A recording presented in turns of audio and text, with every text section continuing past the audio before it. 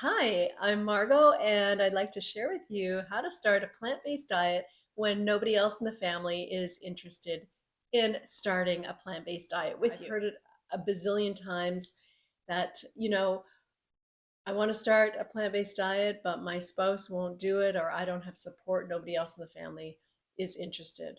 It does make it difficult, but I want you to know that it doesn't make it impossible. And once you get the ball rolling, it gets easier and easier. And I can tell you that firsthand because I have been plant-based exclusively for almost 20 years, and my husband is absolutely not even close. So it's possible. I'd like to share with you right now what works and what you can do right now to get started and not worry about what everybody else in the house is doing. All right, so first of all, you're going to want to do some things that you would be doing whether you had support or not.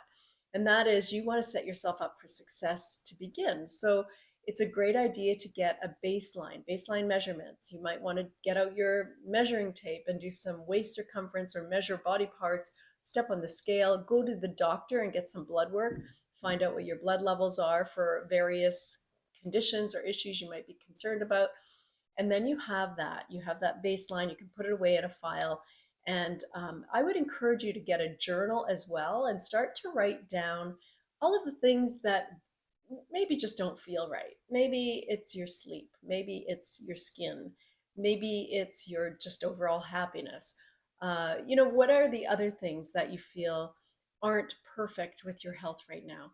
And if you make a list of those things, it's really interesting to see how things can change when you make some changes to your lifestyle and the way you eat. The second thing you'll want to do is find a buddy or a plant-based comrade.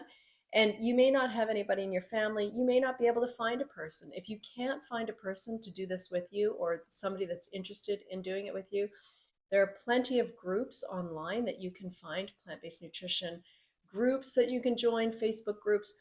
There are also groups in a lot of communities. You might find an organization in your community.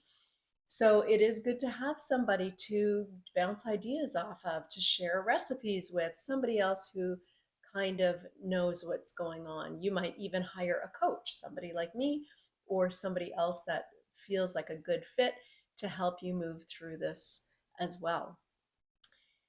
That's the second thing. The third thing you're going to want to do is choose a recipe. Just one recipe. You don't have to be completely fluent in plant-based nutrition education. You don't have to read all the books. You don't have to watch all the documentaries. You just need to choose a recipe and get started. So find something that appeals to you. If you can't find anything, you don't know where to start, choose a regular recipe that you have that you've used for many years, and then do a Google search for it and Google a plant-based version of whatever that thing is. And I bet you'll find something similar or exactly the same recipe. Somebody has turned it into a plant-based version of that thing. So that's a great way to just lean into a healthier version of what something you already have. When you find one or two recipes that you really enjoy, think about batch cooking. So this is a great way to make sure that you have dinner for more than one night in the week. If you have, say, some time on a Sunday afternoon and you really love, say, a new chili recipe that you found, double batch it so that you have dinner for a couple of nights. This is also a good way to offset that meat-centered plate that so many of us are used to. So instead of serving up steak with a potato and asparagus, you could serve something that is a bowl, a Buddha bowl, or a bowl of chili, or a soup, or a stew, or a casserole, something that doesn't look like there's something missing if you're not eating the meat. You know what I mean? Now, if you are doing that meat-centered dish, everybody else is having meat in the house, you can always replace the meat part of that plate with a grilled portobello mushroom. You can make a veggie burger. You can use seitan or some other veggie meat, tofu steaks. There are lots of different ways that you can just replace the meat part of your plate with something hearty and delicious. And you never know, somebody might ask to try it. I do want to remind you that whether you have support in your household or not, it's important to make changes that are sustainable. Jumping in and going all in right away is sometimes not easy for everybody. You might be able to do it. Maybe, maybe it'll be hard. I'm not sure. But make changes for yourself that feel sustainable. Small changes made more frequently might be more sustainable than changing all of the big things all at once and trying to stick to it. Remember, we're after progress, not perfection. You don't need to do this perfectly ever, even. Even just leaning in and making some changes can make massive improvements to your health. Remember, it's what you do most of the time that counts. Okay, so those are some ideas to get you started with plant-based eating. And you might even get yourself a new recipe book or just go to the library and get something to read and start to do some investigating and start to find some recipes that you like. But remember, you don't have to know everything to get started. Okay, now you might have some ideas about how you're going to get started, but how do you get started and keep going when nobody else in the house wants to join you? It's not as hard as you might think. One of the best things you can do to get started is to have a candid conversation with your other family members. And this might be your spouse, it might be the kids too, it might be everybody. It would just be a good idea to be honest and have an open communication with your family and let them know what you're doing, why you're doing it, and ask for their support. They don't have to do it with you. You can let them know that, but you need their support. And that I think is key. Another thing that you can do that's really helpful, and I encourage you to do this whether you have support with your family or not, is to find some treat and transition foods. This is a term that I have coined. Treat and transition foods are just basically processed or purchased alternatives to meat and dairy products, and of course other things as well, but predominantly meat and dairy.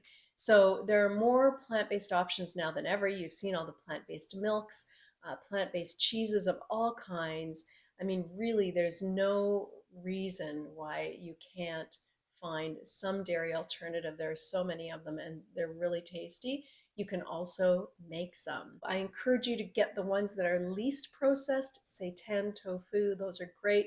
But if you're using these not so often, they shouldn't be used every day.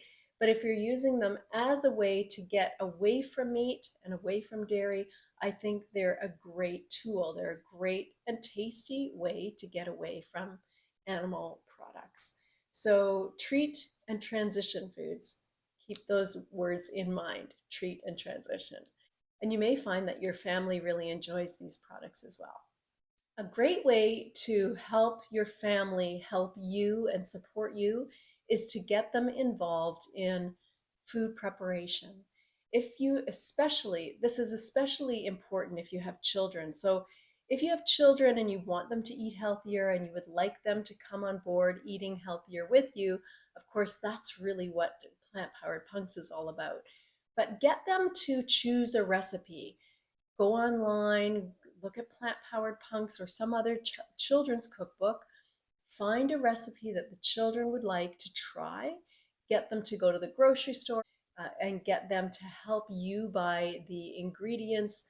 And when they get home, they can experience some of these new ingredients that they've never experienced before. Let them put the recipe together. And if they put the recipe together with your help, they will be more inclined to give it a try.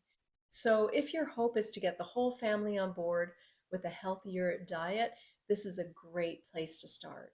Children love to do things in the kitchen.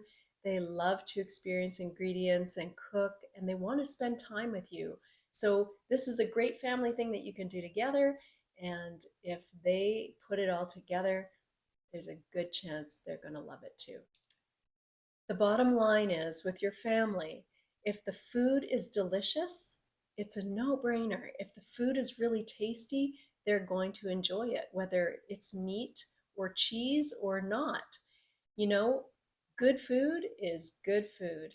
So Keep that in mind as you explore new recipes just by cooking. The beautiful smells from onion and garlic and sauteing veggies on the stove or baking something in the oven. The smells are the first way of getting your family involved. So, good recipes, yummy smells, delicious ingredients, a conversation about support, and a willingness to get the family involved in preparing the food, even if they don't want to try it at first, is a great way to start.